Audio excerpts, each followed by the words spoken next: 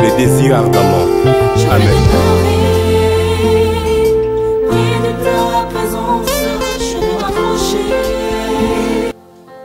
Bien-aimés frères et sœurs, bonsoir.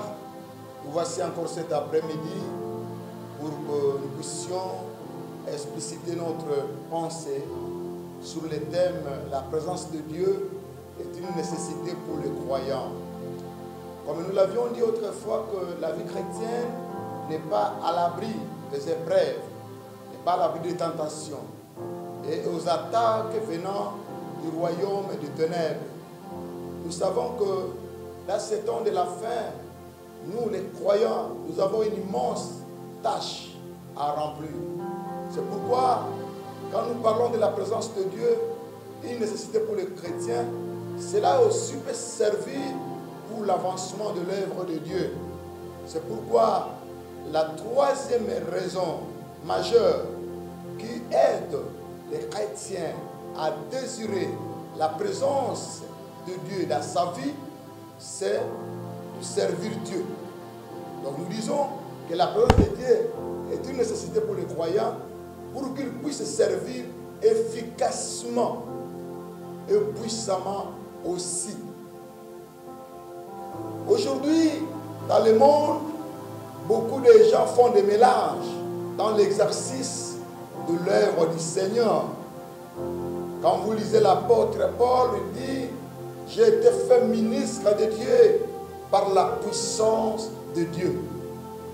Mais aujourd'hui, beaucoup de gens ont recouru à des fétiches, à des pratiques magiques pour exercer l'œuvre du Seigneur. C'est pourquoi il y a beaucoup de déceptions que nous sommes en train de vivre, beaucoup de spectacles désolants dans le monde chrétien aujourd'hui. Quand vous lisez le psaume 87, verset 5, on dit les chantres et les danseurs, tous ont reconnu que Dieu était la source de leur force.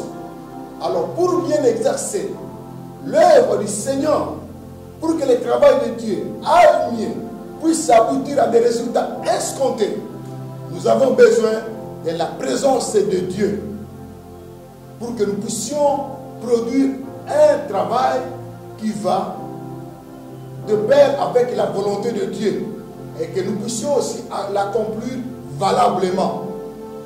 Quelle est votre source de force dans l'exercice de votre ministère? Comment entrez-vous en train d'exercer votre ministère chrétien aujourd'hui? Parce qu'il y a beaucoup de gens qui utilisent la sorcellerie, le fétiche, le marabout dans l'œuvre de Dieu. Alors que Jésus-Christ nous avait promis une puissance venant du ciel pour que nous puissions travailler de mieux en mieux dans l'œuvre du Seigneur. Si nous voyons des échecs aujourd'hui, si nous voyons des déceptions, nous voyons des illusions aujourd'hui, c'est parce que beaucoup de gens ont recouru à une autre source de force.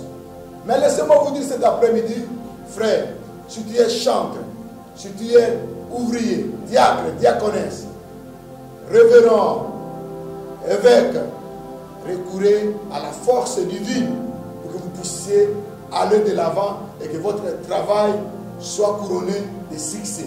Sans cela, tout ce que tu fais, bien-aimé, frères et sœurs, verra l'échec. Parce que les forces de ce monde sont incompatibles à l'exercice du ministère de l'œuvre du Seigneur. N'ayez pas une autre source de force.